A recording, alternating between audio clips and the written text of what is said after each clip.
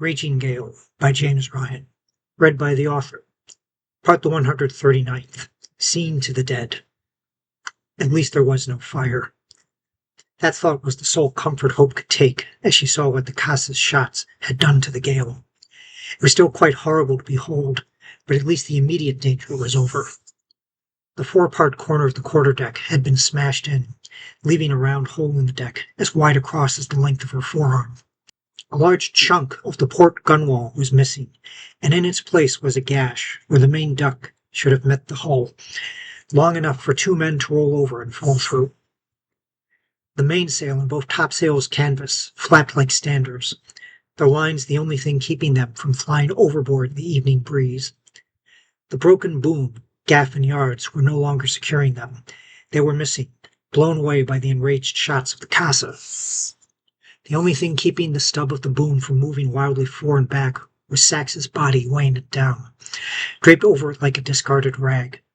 His midsection was extended from the weight of his arms and legs on either side of it, threatening to pull his corpse in half if he wasn't removed soon.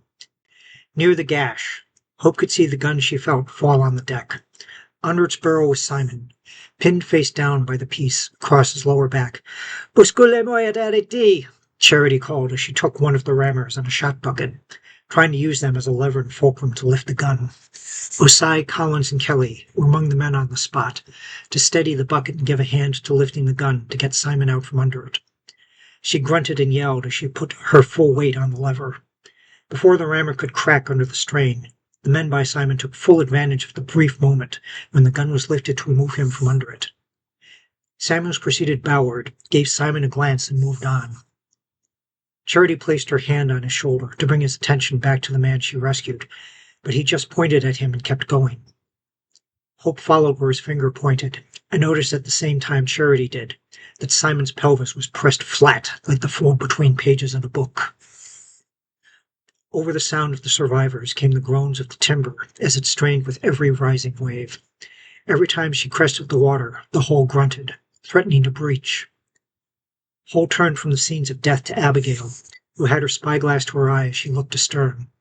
Hope could see that the Casa had turned her bow away. On heading back to the ship, the gale had raked in anger. He does have a conscience after all, damn him," said Abigail in disgust. "They'll be hoping that with that raking we took, we'll still be here after they save as many as they can on the other ship." "With the sails in tatters," said Hope, "it looks like they'll be having their way with us soon enough." Thank you for taking this moment with me. If you want to keep up with new chapters as they get posted, please subscribe to the channel and click the bell icon for notifications for when pieces go up.